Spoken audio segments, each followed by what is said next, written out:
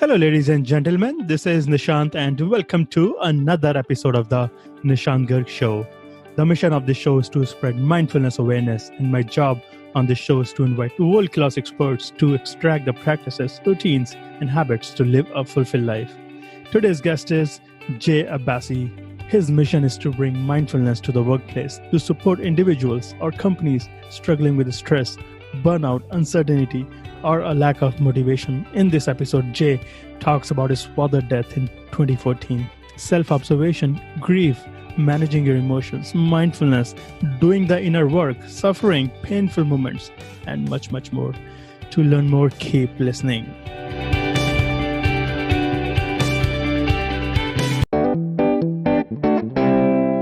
Jay, welcome to the show. Thank you for having me, Nishant. I'm thrilled to have you. So how's your morning in New York City? It's very good. So I'm in New Jersey, not far from New York City. It's about a 20-minute drive, although driving to New York City during this situation is not a great idea. But it's beautiful. The weather is nice. We've had a very wonderful summer so far. How about you? It's wonderful in Austin, Texas. I'm loving it. All right. So can we start with what happened in 2014 in your life? Sure, I'm happy to share. So in 2014, and the date actually just passed of when this occurred. Yeah, so I received a call from my mother around 6 a.m. and I never heard my mother sound like this. And she told me my father had a heart attack and she wasn't sure if he was going to make it. And by the time I got to the hospital, he had already passed away. My father wasn't sick. My father didn't have any, underlying illnesses that we knew of. So it was very sudden. And when this happens, I think in our lives, we have a few different ways we can respond. Some really crumble and fall into a great amount of grief. Others are transformed by it. And I think that it's what that amongst a few other things in my life transformed me and transformed the trajectory of my life.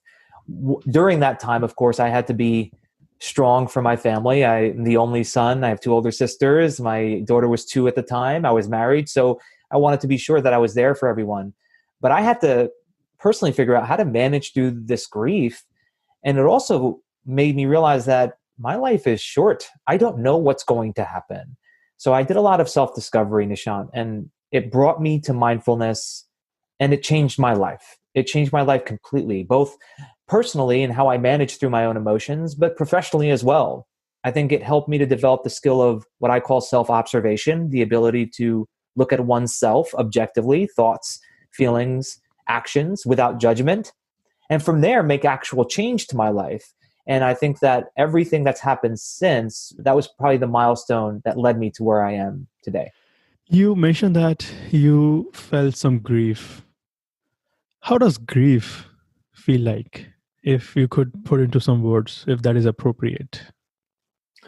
Yeah, I think the experience is different for everyone. And for me, it was, of course, sadness, just sadness and shock, and just an uncertainty of how to deal with the situation that came about. So for me, it's grief is a feeling of loss. A loss of something that we were very accustomed to, a loss of some sort of a sense of comfort, a loss of a loved one, of course, and that love that you feel for that person, you still feel it, but you don't experience the person anymore. And grief could also be the situation, right? It could be a grief for a job loss or grief, whatever it is. But in this instance, I'm referring to another person. So how we manage through that is through the awareness and the recognition of the feeling itself and the understanding that it's perfectly okay to feel this way. It's perfectly normal. There's nothing wrong with it. And then from there, we have to, of course, remember the situation for what it is. And that is, we can't control that the person is no longer here. That is outside of our control. And if the person, what would be best, I would say, that what would this person want for us? And this person would want for us to be able to continue on and keep their memory alive through internalizing the values that they taught us and then bringing that out to the world. So now that was a long-winded answer, but it's what got me thinking Yeah, no from problem. what you Thank you for asked. explaining. Yeah. A lot of people go through the same situation. They lose their loved ones, they lose their job. Anything can happen, and not everybody gets transformed through that event. Not everybody sees the light in that event because we want to feel victim. This is our human default response. I want to ask you, what did you, or how did you observe, or how did you realize that you needed a change in that moment? Yeah, I'd love to say it was an instantaneous thing, Nishant, but I think I'd be misleading if I said it was. I think for me, it was a process. It was a process. The spark, though, was I realized I needed to do more inner work and I needed to look inward rather than looking outward. I think the motivation for me was realizing that death is coming, and I know that sounds dark, right? It sounds dark, doesn't it? And I don't mean to Yes. be dark for listeners, but it's the truth. If we were to take emotion out of it and look at it objectively, this is a part of life. And so in experiencing this loss and this grief and recognizing that I have a daughter, that I have loved ones, and I want to, for one, be here for them, but also while I'm here, make the greatest impact that I can, it led me down this path of discovery. And what happened, and I would say this for anyone, is that you have to try and experience things yourself. And I could tell you about all the theory and the concept of mindfulness practice, and I think it's important, don't get me wrong, but you must experience it. Because once you experience it, your experience of it isn't going to be able to be put into words so much. Your experience of it is going to be what really helps you and gets you out of that grief, because you'll be able to really better relate to the feelings themselves. It's like we can learn all the books, we can read everything, but not apply. So that doesn't matter. So it's an experiential moment. So mindfulness provides tools and practices to experience those grief and painful emotions. You Exactly. mentioned Yes. that you started working on your inner work and you looked inward. This can be confusing to a lot of people who are not into personal development, because Hmm. inner work, what is inner work? Because in this modern culture, we are constantly striving for success, constantly going out to achieve things. There is nothing wrong. We all want that. But what does this inner work look like for you?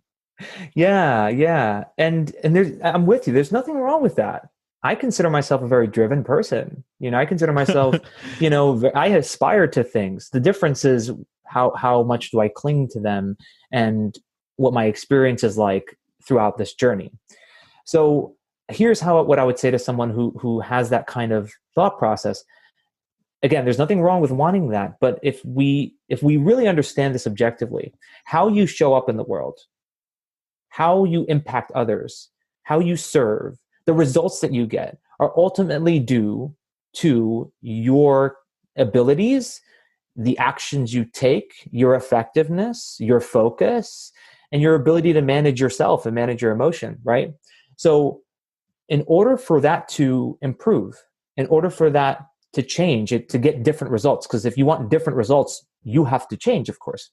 The only way to do that is to look inside of oneself to see how one works, how one's thinking, how one operates, to make the changes that one needs to make to get the different results. So there's a real why behind this that I think is valuable for anyone who wants to aspire to get more in life. Now, how do you do that? I would say is specific to you. That's what we were just talking about a moment ago, Nishant. Yep. One has to experience it. And so for me, how I did it was simply the practice of mindfulness meditation, of sitting quietly, observing my breath, observing my body, observing my thoughts, and doing this daily.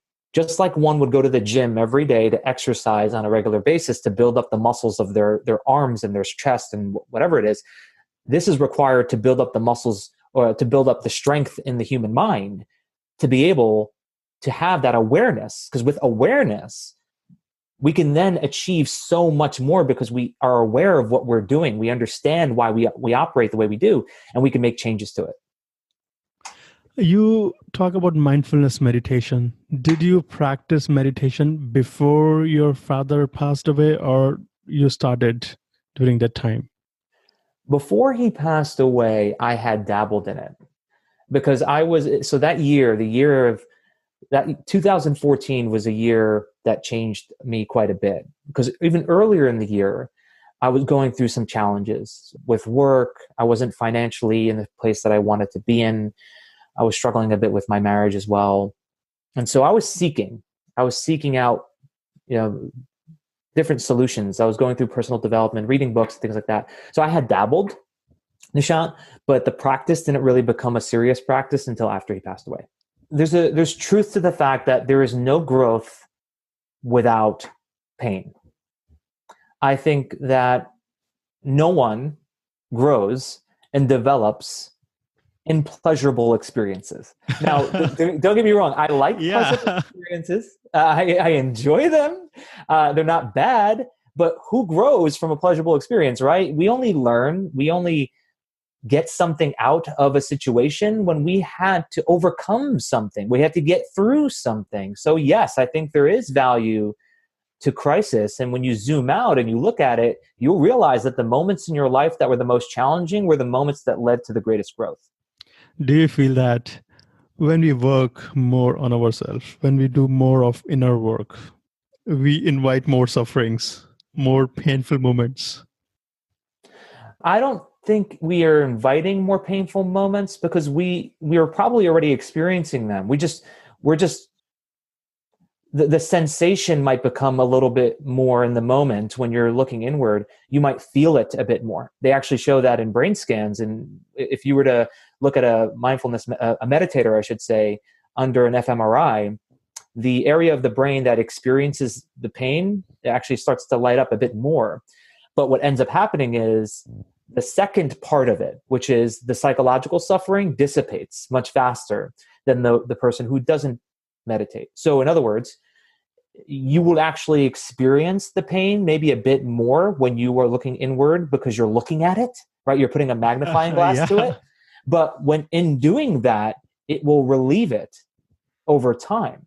So I guess the question, the situation would be like, I'm feeling anger right now in this moment. Through mindfulness, I can really, really be with that anger. And it really is, I'm trying to think of a word, like heightened. It's really heightened. The sense of it is really heightened, but it goes away. I let go of it much faster, and it's not staying with me as it would had I not been practicing mindfulness. That anger would have stayed and led to how I treated others later in the day, and led to me doing things that would have not served me because I kept that anger in me. Does that make sense? It does. I love how you explain that. We are staying with that painful experience, anger. It can be any negative emotion. We are not escaping from that emotion. We are sitting with that emotion and feeling it. So there is no escape. And this is what mindfulness is providing us, awareness. We are more aware of our emotions. Right. And Nishant, what you got me thinking about was something that a good friend of mine recently shared with me. If you are experiencing pain in your shoulder, for example, right? If you have physical pain, you see that as a signal, right? It's a signal that there's something wrong with your shoulder. Correct. Now, if you were lifting weights the day before and you feel that pain in your shoulder, that's actually like not a bad thing. You actually enjoy it. You still feel the pain, right? But you're like, okay, I'm sore because I lifted weights, and okay, it's not so bad. It doesn't bother me so much, but I still feel it. Now, if that signal led to me realizing through, let's say, going to a doctor that there's a tumor or something like that, now you're suffering, right? There's psychological suffering that comes with the pain that you have in your shoulder.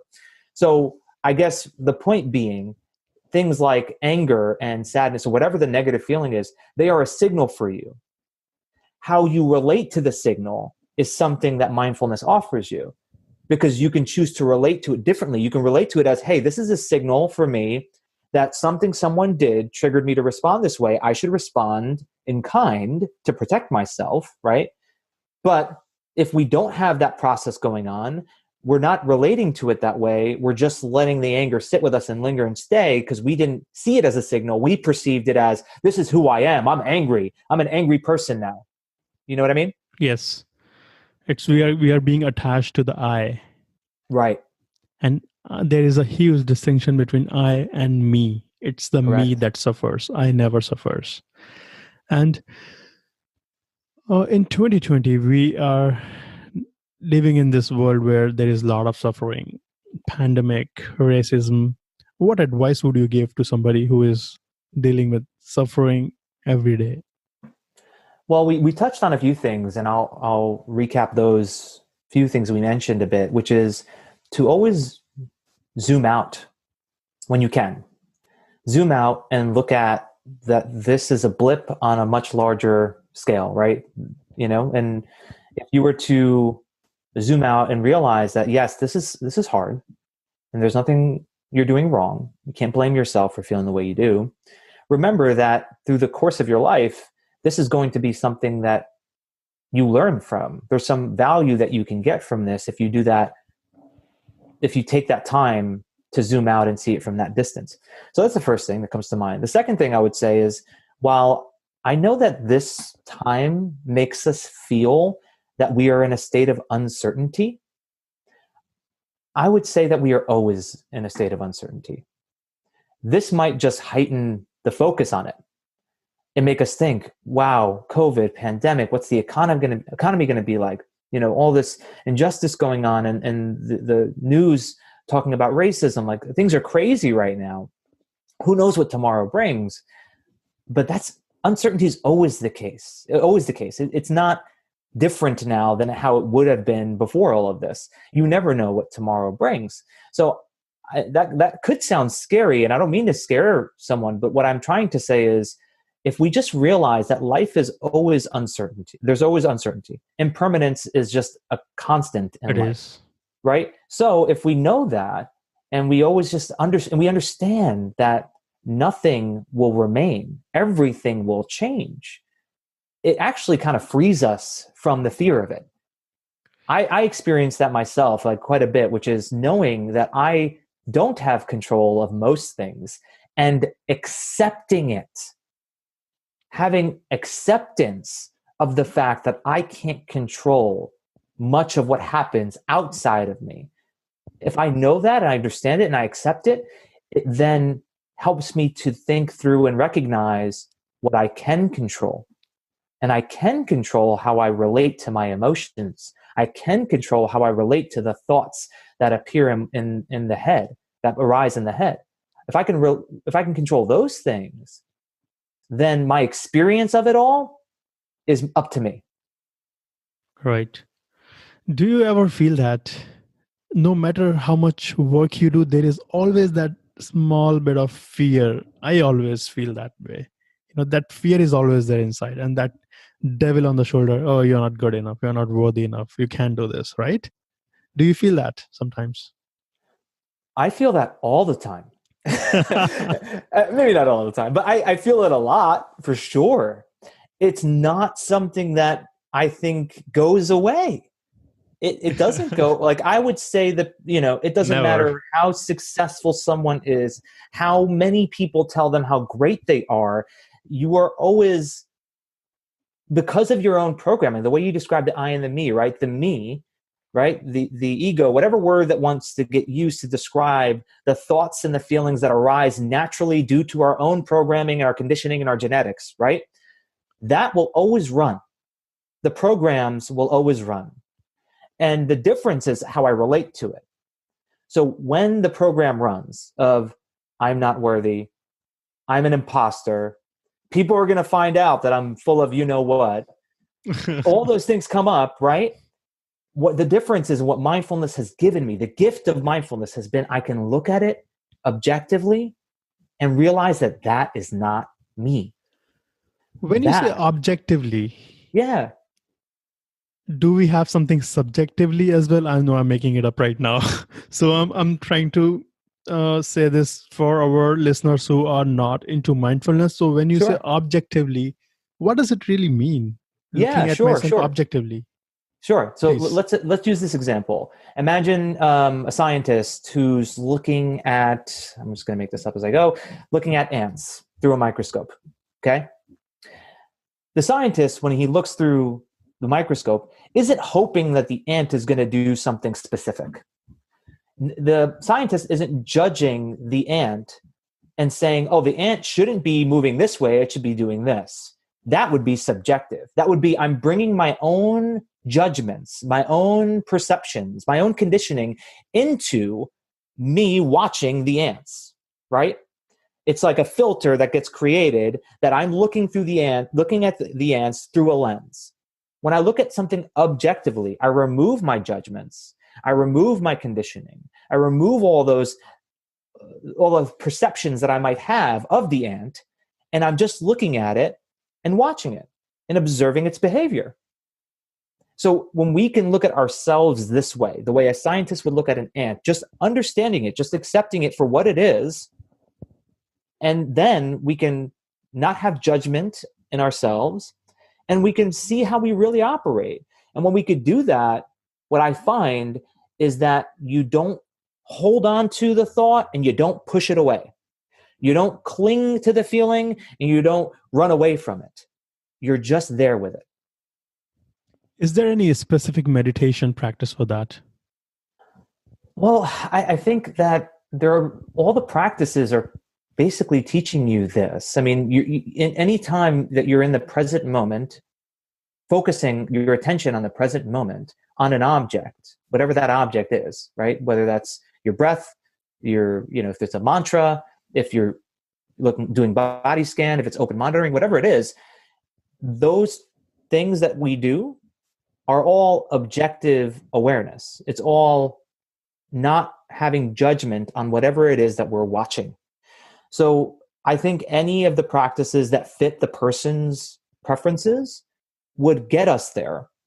I think breathing meditation is the simplest, and it's the easiest entrance into meditation because we all breathe. It's always happening. And if you think about what that practice is telling you to do, it's to, for one, have an intention when you go into the practice, right?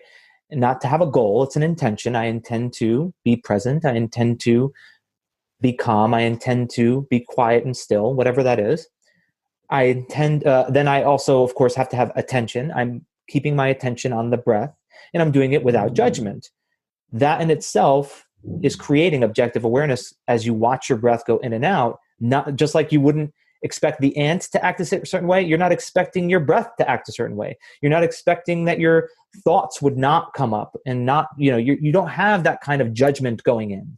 You're just there observing it. Do you have your personal favorite meditation practice?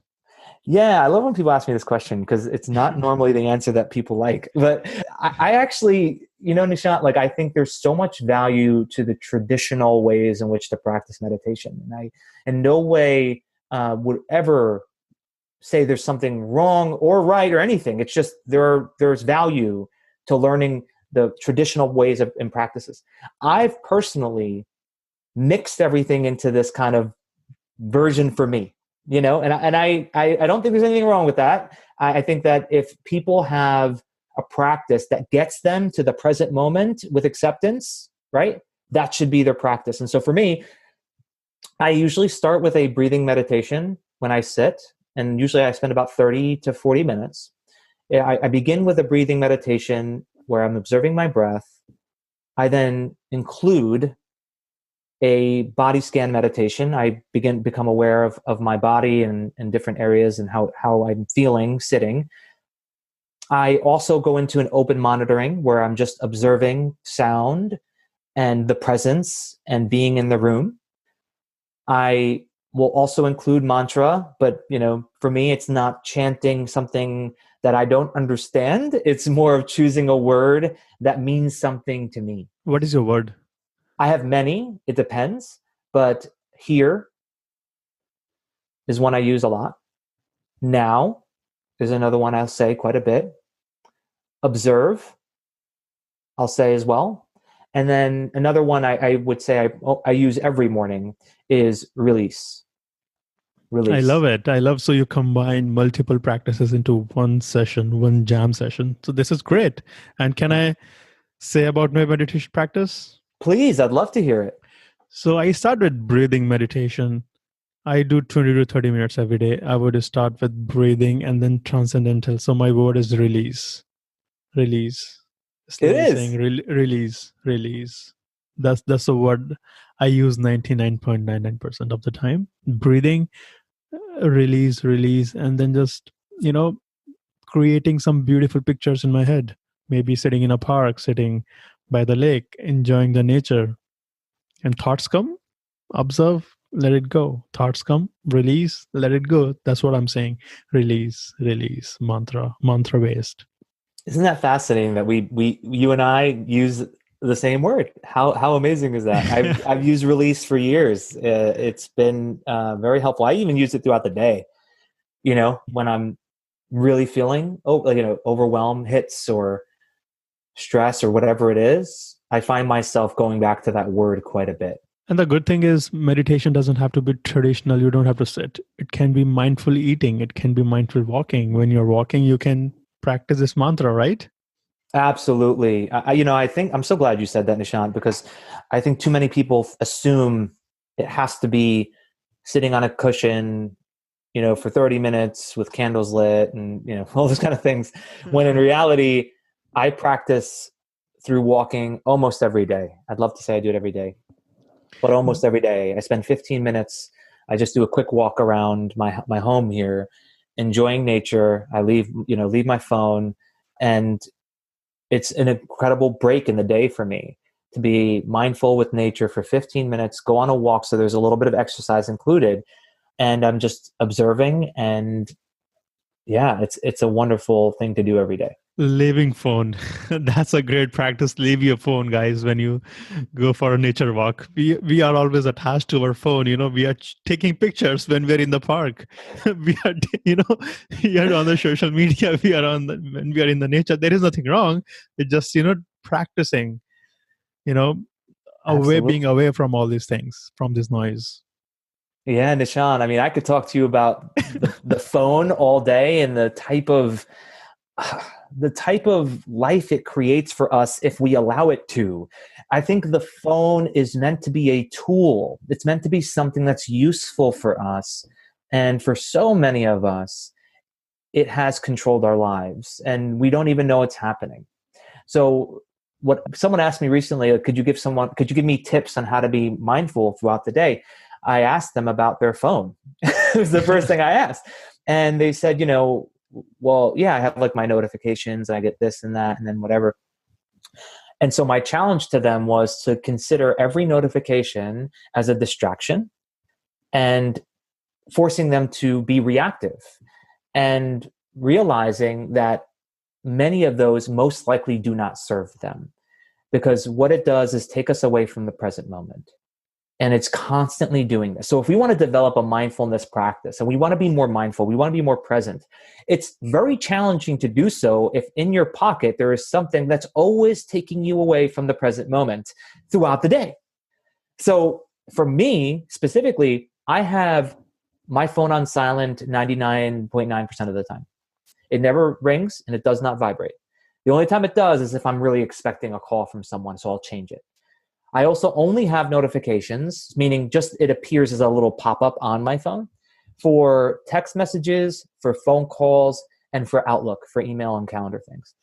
But besides that, as you know, we met on LinkedIn, Nishant. I have no LinkedIn notifications, none. I don't get a single pop thing on my phone because if you allow it, LinkedIn will eat up your whole day. Nothing for Instagram, nothing for news, nothing for sports, nothing popping up on my phone. I use my phone doesn't use me. I'm in control of my phone doesn't control me. That is awesome. Basically, in mindfulness world, there are not a lot of practices. Basically, we have simple practices, Right. but we make it so complex that people get scared. It's just simple, just sitting it quietly for 5 minutes. That's all we need when we are starting. We don't have to go 30 minutes, 40 minutes. it comes with time. Absolutely. James Clear wrote a great book, Atomic Habits, and I go to that quite a bit when it comes to mindfulness practice, because what he suggests is if you want to learn anything new, you want to develop a new habit, start very small. So he uses the example of journaling. Rather than try and journal 5 pages a day to start, write one sentence, right? And the same thing goes with meditation. Make it 1 minute the first time. 1 minute, 60 seconds. And and go in knowing that it's not going to be perfect. Don't have the expectation that you're going to be sitting there and your thoughts are going to shut down for 60 seconds. That's a myth. Yeah, it's a myth, and it's not even the point. Right? People think the point is I have to turn off my thoughts. That's not the point of meditation. Right? So if you just give 60 seconds of sitting quietly and observing your breath and allowing whatever happens to happen, allow it. Don't resist it. Allow it. And go from 1 minute to 2 minutes and then continue to expand on.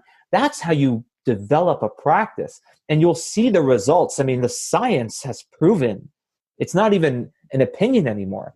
The science has proven the changes that happen to your brain will serve your happiness and your fulfillment. It does.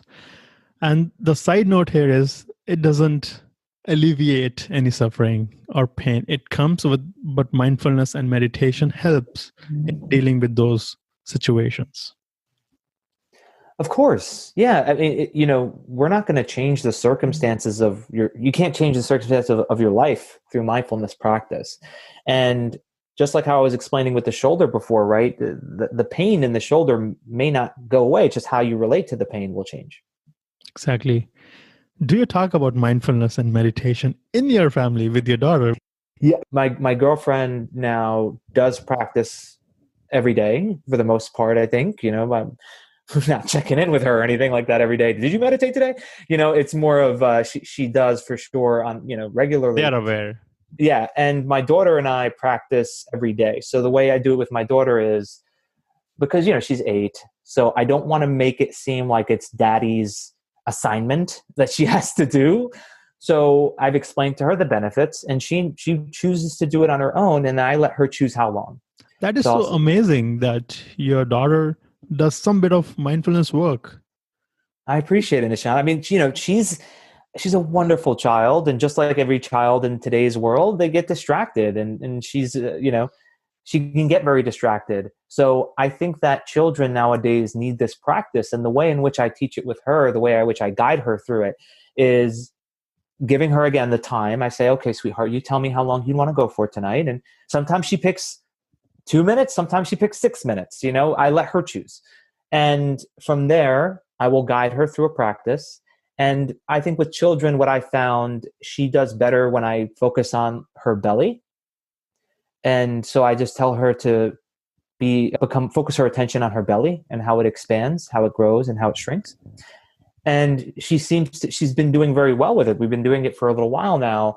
And she actually looks forward to it now because she's seeing the benefits, and that she'll actually call out her emotions now, wow. Which she wasn't doing before. As you are speaking this, it reminds me of a quote from Dalai Lama.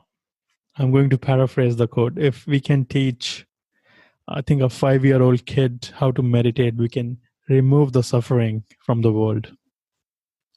Wow. That's powerful.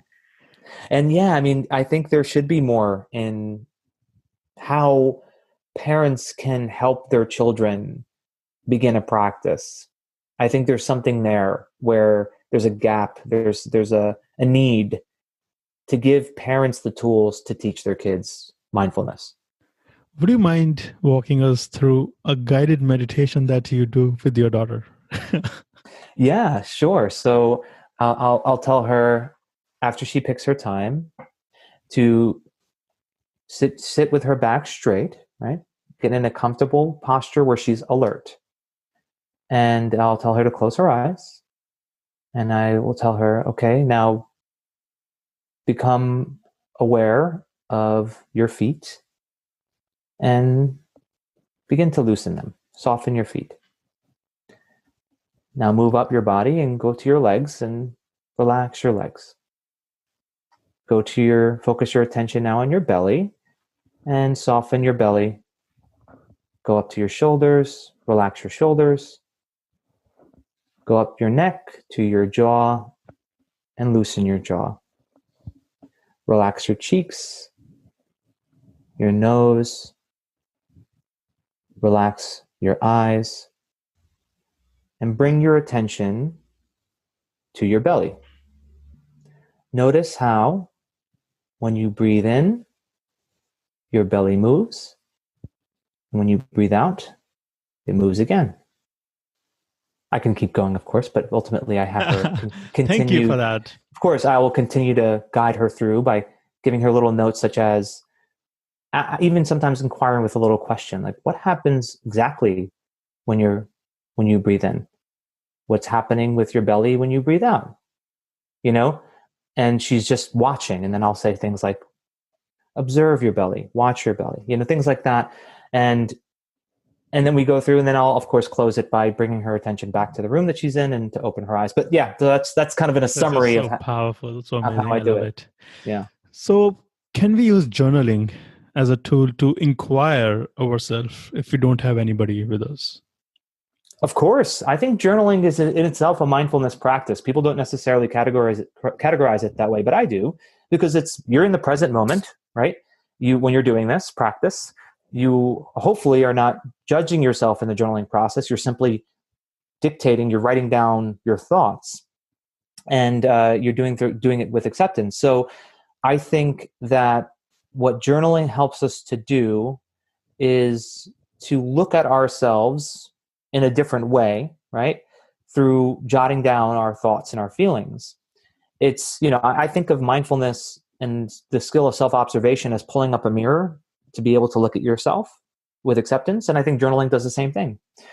So yes, I think it's a very powerful practice. Do you do it every day or whenever you feel? I would say that at a time where I was doing it every day, I was more content than the times that I haven't, which if I were to be fully transparent, I haven't been doing it as regularly as I'd like. So recently I will do it on occasion. I would like to get back into a routine where I do it every day, because I think it's provided me a great deal of value in my life. When you journal, or when you did journal in the past, do you prefer free flow journaling, or do you have some prompts? I have been more of the free form, whatever's on my mind, and just let it out. I've tried it with prompts and with questions. I found value in it. But for me personally, I like to just let it all out, whatever's on my mind. And I'll tell you, I've had some incredible insights. And I'd say I've experienced things. I've had awakenings in a way through a journaling experience, through journaling. It's led to that for me. What about you? Do you normally freeform, or do you have prompts for yourself? Most likely free flow. So whenever I start, I would write what's on my mind. It's kind of a mental dump for me. Yeah. So this is how I use this tool. Whatever I'm feeling in my head, I can just put it on a piece of paper. And if I go back in January 2020, I think it was January 6th. It was 5 a.m. and I never had that feeling in my life. I was feeling depressed. I didn't want to go to work. I kept looking at the ceiling for 2 hours. I remember that day. And I knew all these practices. I had been meditating for the last 2 years. I knew journaling. I knew all this breathing. So I had these tools. So I had to remind myself to pull up my journal, and I wrote 7 pages. And after that, I realized, I feel good. But there are a lot of people who go through suffering, depression, negative feelings, but they may not have all those tools. But I had the luxury of having all these tools. I recorded those 7 pages. Then I realized, what if I do a podcast and invite others? And this is how the podcast started. And I'm fortunate to have amazing human beings on this podcast in the last 5 months. So that is how the podcast thing got started in January. The first podcast came on January 20th. Yep. That's wonderful. Wow, what a story. So in a way, it's actually interesting to think of it like this. In a way, your podcast is like journaling, right? You're kind of getting out thoughts, right, and Yeah. insights through the conversation. And that's how it got started. And just keep going, keep going. And I'm having amazing people from all over the world to share their That's amazing. stories. That's amazing. And you also talk about mindfulness is not just for yogis. Please elaborate. Yeah, of course. So, of course, I say that with a bit of jest, but ultimately, why I say that is because I think that in today's world, we're starting to see mindfulness become a little bit more mainstream, but there's still, I think, a great deal of stigma behind it, where there's this imagined thought that when I hear the word mindfulness or when I hear the word meditation, I imagine, a yogi with the robe on in the cave floating or something like that, and that's that. I think it's much more. It's so much more, because in today's society, where we are so goal driven, where we are always trying to strive for more and get more in our lives and be accomplished and achieve things, I think mindfulness is for that person too. It doesn't have to be to the person who feels like, or a person who's only sitting in a room all day, just doing self discovery. For the person who goes to work, for the person who has kids and has to raise children, for the person who wants to start their business and be an entrepreneur, mindfulness will be of incredible value for you, because not only will it help you to achieve more, but it will help you to be more content along the way. What could be the tangible benefits? So let's say when you talk to corporate professionals, we can just talk about inner work. We might have to show some outer work that, okay, if you do this, if you do X, you might get Y, right? So what could be the tangible benefits? Absolutely. So we have a lot of research on this. And in the US, over 80% of workers say that they're stressed from their work. And 87% of workers say that they're disengaged at work. This is, Gallup polls. And so we know that stress, distraction takes away from productivity. It's kind of hard to argue that it doesn't, right? We also know that 77 minutes a day on average, employees are wasting looking at non-work related items. So 77 minutes over an hour and 17 minutes a day of an 8-hour workday, someone is checking YouTube, checking news feeds. And why are they doing that? Because one, they're a very distracted person potentially. And two, it could be because they're so stressed that they're looking for something else to consume to get away from their work. So when we look at the numbers behind 77 minutes a day, what that leads to, that's a significant amount of revenue. It is. And when we think about the stress aspect of this, over $190 billion, that was with a B, $190 billion was spent last year by organizations on healthcare costs, or mental health costs, I should say. So that's for people taking off of work, going on LOA, needing to use their benefits, all of that lost on stress-related mental illnesses. So there's definitely a bottom line here that gets impacted when infusing mindfulness into a company. And there have been programs out there that run by Google, Aetna, General Mills that have shown incredible results. Aetna specifically showed a 28% reduction in stress levels from their mindfulness program that had 15,000 people go through it in their organization. And they also saw that there was additional productivity that they were able to measure just based off of the mindfulness practice alone, which was $3,000 of additional profit per employee per year. Do that math, and you expand that over a couple thousand employees, that's a significant amount of money that they have added to their bottom line thanks to mindfulness. If an employee is spending around 77 minutes on other things, and if we can cut short that number to 30 minutes, let's say, so we can get more work done. And when we have all these practices, we can embrace our stress. We can do something. Stress is going to come. Stress is always there. It is always going to come. But with all these mindfulness practices, we can handle our situation. We can be more compassionate toward our co-workers. We can be resilient more. And you talk about resiliency in detail in your work. Could you elaborate more on what are the practices to be resilient? Sure. So I think the way you just described it really hit home. Like the stress isn't going to just go away. It's how you relate to the stress that matters. And I think that resilience gets developed when you can better relate to it. So the practices are the practices that we've been speaking about throughout our conversation. I think when one Many can, practices. yeah, the many practices that are simple, right? Like, Yeah.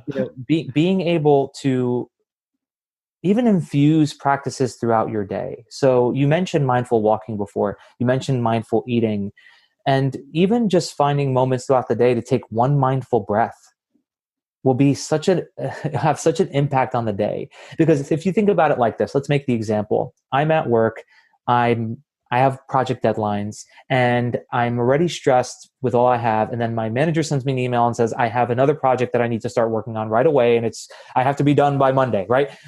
Like that can immediately lead to stress and make you want to do what we just talked about. Go to YouTube and get away from the work. If you were in that moment, like a practice, in that moment, to go into a breathing practice for yourself, where you just take that moment, you observe your breath, you feel it go from hitting your lips, your nose, whatever is a focal point that really fits for you. And then you just feel it leave your mouth, your nose, whatever. And you can practice that in the moment, maybe 2 or 3 breaths. How you relate to that situation changes just because of that. Because that little moment that you took, you're now able to get back to your work without feeling the need to spend that 20, 30 minutes away from work looking at something else. It's a break. Yeah, it's a small break. And it is break. Power of pause. Right. 5 seconds of break to be able to go back into your work versus losing 10, 15, 20 minutes because you felt so overwhelmed that you needed to distract yourself and do something else. Speaking of breaks, I think in our work, we get to take small breaks more, maybe 2 or 3 minutes of break after 1 to 2 hours. I do it all the time. Oh, I do it every day. Oh, I have it on my calendar now. And I don't always follow it. Look, I think that the reality is, Nishant, is that even those who teach about mindfulness, we don't have it all figured out. And I don't want to say I do. Nobody has figured it out. Yeah, I'm not the perfect mindfulness person. I definitely practice. It's a practice, but I struggle with it too sometimes, and I struggle to the point where I have to put breaks on my calendar to remind myself. And I try and take multiple 5 to 10 minute breaks in the day. And that would include the walk that I take outside, giving myself a mindful breath. If my daughter's home, just going up to see her for a bit and just giving her 5 minutes of my time of just my presence. And then getting back to work. It does wonders when I do it. It does. What's your morning routine look like? So on a good morning, which, I'd love to say I do every day, but again, I'm not a liar. So I'd say I do it, on more days that I don't. I would say that. I'll wake up at 4 a.m. and I will usually go right into, after I brush my teeth and all those things, I will have an audiobook that I listen to while I get things ready. So I'm a coffee drinker. I drink about just 2 cups a day, black, but as I go to make a coffee, I'm listening to an audiobook, something typically in the mindfulness space, but sometimes I go beyond that. And then after the coffee is ready, after I've gotten myself situated, I then sit and I do my practice of 30 to 45 minutes. And it's the practice that we discussed earlier. I usually do include visualization as well in my practice. And my visualization is usually the same. I could always expand on that if you're interested. And after I complete that, it's now around 5:30 typically. I'll try to get some stretching and exercise in as well. I don't do that every day. I wish I was better at it, but I think that stretching the body, moving the body is incredibly helpful. And then from there, I normally get to work right after that. So that's typically what my routine looks like. When you wake up at 4, then what time do you go to bed? 9:30. That's tough. Going to bed by 9. Well, yeah. I mean, my daughter goes to bed at like 8:15, 8:30. And, it's funny. She said to me the other day, she's like, Daddy, I want to stay up later. I want to stay up till 9 p.m. And I go, well, kiddo, I don't stay up past 9 p.m. So I was like, I know your cousins, they might stay up that late, but their parents stay up late too. And I'm not that way, sweetheart. So we have to stick to our routines. She seemed to understand. But yeah, I go to bed early, and I find that the morning for me, I'm just a morning person. I really enjoy that quiet space, man. It makes such a difference in how I am as a father, on how I approach my work, when I had an hour to an hour and a half of me time. That is amazing. I would like to ask you, what books have inspired you the most in your life? Oh, man. How long do we have? Let's see. Which books? There's so many. I say that the book that has really hit me hard recently was Awareness. Wow. Anthony DeMello. I've read it more than 50 times in the last 6 months, and I recommend that book in every podcast episode. I've given it as a gift many times. That's fascinating. Anthony DeMello. Anthony DeMello and Nishant, I've listened to that book 5 times over the last 3 months.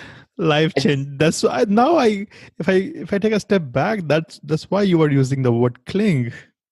Now I can relate. Any of the words, and I credit Anthony DeMello to so much of his insight has influenced me so much. It's changed everything for me and how I love that book. Yeah, how I live my life. So that would be the number one that comes to mind. I'll quickly touch on some other ones. Please. Let's see. A fiction book, I love The Alchemist. It's one of my favorites. Siddhartha as well, in terms of fiction. I'm normally reading nonfiction. And nonfiction, The Four Agreements comes to mind. Why Buddhism is True by Robert Wright was a very good book that I've read recently. I'm trying to think of anything else that's really, really stood out recent times. Stillness is the Key by Ryan Holiday. I loved that book. Have you read that one? I've heard of that. Stillness is the Key. He's a very good storyteller, and he just talks all about the importance of stillness. It's funny because he's not really using the word mindfulness in the book, but he's referring to quiet, stillness, introspection, self-discovery throughout the book. They are siblings. All these words are siblings. They're just words. They're conventions. I read recently, actually, another one that I really liked was Alan Watts' The Wisdom of Insecurity. And he talks about words and how they're just conventions. Ultimately, they're just symbols that tell us. Just labels. They're labels, right? And the meaning is what matters. So the words don't matter as much.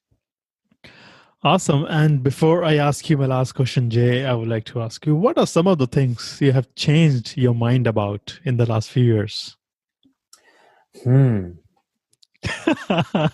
Tough one. Sure. I mean, I'm going to go way off here and tell you about my diet. I've changed significantly. And I know that's not necessarily what we've been talking about, but no problem. Go ahead. Yeah. So I don't eat meat at all. And for me, there was a lot of research that I did. And after my father passed away, and knowing that my family has a history of heart condition and cancer got me interested in finding out what should I eat and what shouldn't I eat. And there's a lot of emotion that gets involved with people's diet, so I want to be careful not to offend anybody and say that I know what's right and others are wrong. But what I've found in the research is how vegetable protein is much healthier and ensures less risk of heart disease and cancer versus animal-based proteins. So that's been one thing that has changed significantly in my life is my eating habits. And I also do intermittent fasting. Yeah. Got it. And my last question to you is, where can our listeners find you online? I appreciate you asking. Yeah. LinkedIn is, I consider it like an extended family for me. I love LinkedIn, and the people on it are incredibly positive and encouraging. So you can always find me on LinkedIn. Just search Jay Abbasi. I'm the guy that says mindfulness is not for yogis in the headline. And you could also just go to my website. It's jayabbasi.me. And on my website, you'll find a lot more about me and the course that I'm putting together on the understanding and application of mindfulness in the workplace. Awesome. Thank you, Jay. Thank you so much. It was an amazing conversation with you. I loved it. Likewise, Nishant. Thank you so much for having me on, my friend. I appreciate it. Thank you for listening to this podcast episode today. If you did enjoy this, please subscribe to this podcast on Apple Podcast, or you can visit https://nishantgarg.me NISHANTGARG.me.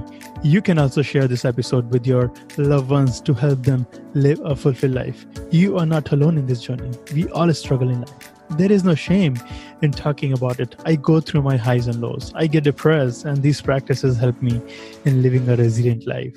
You can also do this. You got this. Don't judge yourself. You are doing the best you can. And thank you so much again.